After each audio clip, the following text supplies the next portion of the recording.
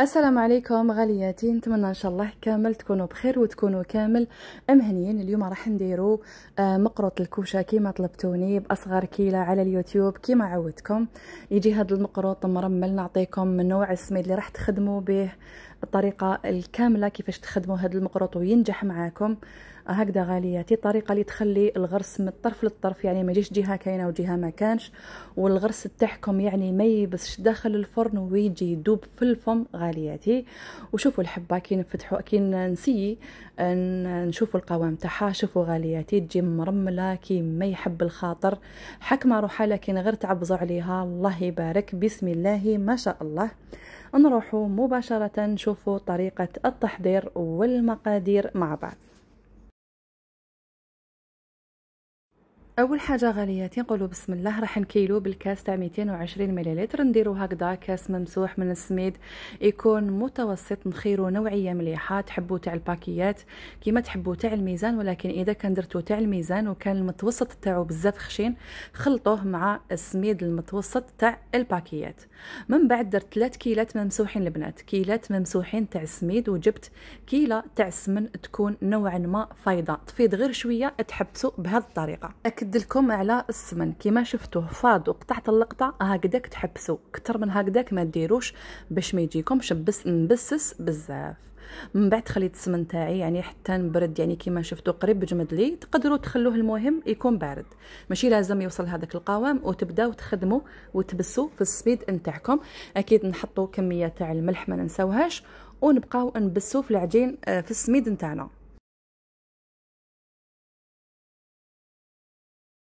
تقريبا واحد 3 دقائق وانتوما تبسوا فيه حتى ل5 دقائق. من بعد نجيبوا شوفوا اللي عندها الوقت تخلي هذا السميد مع هذا السمن يبات ليله ليلتين 3 ايام وتخدم. اللي ما عندهاش الوقت وتحب تخدم تخليه 2 زغ وتجي تبدا تشرب فيه غير بالعقل بكاس ماء غير ربع خالط ما بين ماء الزهر والماء، وتكون كميه الماء الزهر اكثر من الماء.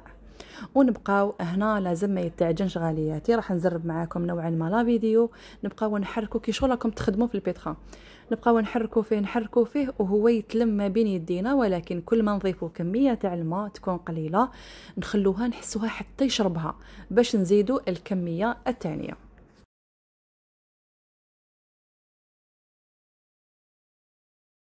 راكم تشوفوا غالياتي كميه الماء اللي خليتها في البدايه. شوفوا العجينه تاعي كيفاش راهي جاريه، شوفوا الكميه كيفاش وصلت للقوام، لانه قوام المقروط تاع الكوشه يجي جاري بارابور مقروط المقله.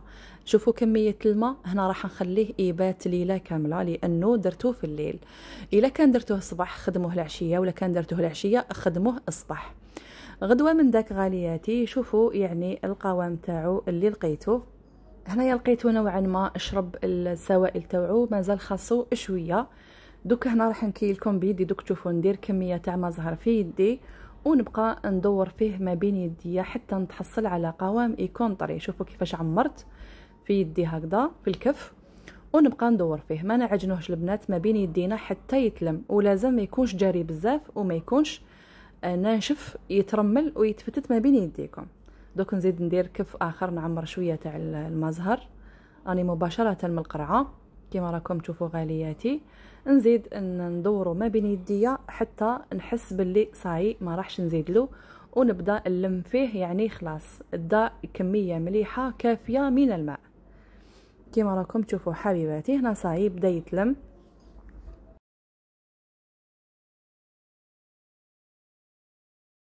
وهنا هذا هو القوام اللي تحصلت عليه كيما راكم تشوفوه. هنا بديت نجمع في العجين كامل بالطريقه هذه، ونروح نحضر الغرس اللي درت له شويه تاع قرفه، درت له شويه حاجه قليله قرصه برك تاع قرنفل مطحون، درت له شويه مزهر شويه تاع مارغرين وعجنته. عجنت الغرس تاعي كون ديجا وريته لكم البارح في المقروط تاع المقله تاع المول هكذا. والغرس تاعكم لازم يولي كي شغل بوماد، يولي طاري يعني كيما ديروا له يمشي. هنايا جبت كميه من العجين تاع المقروط بعد ما خليته ريح حوالي 4 ساعه وبديت نخدم. خليته زاد شرب شويه وبديت نخدم، يعني ساعدني بالبزاف. درت بودان هكذا صغير، والعجينه تاعي راهي جاريه بارابور المقروط المقله نتاعنا. راح ندير كميه من الغرس بالتقريب زعما الا كان العجين تاعكم وزن مثلا 400 غرام، نتوما تقدروا ديروا 180 غرام غرس. هذه هي بالتقريب هكذا.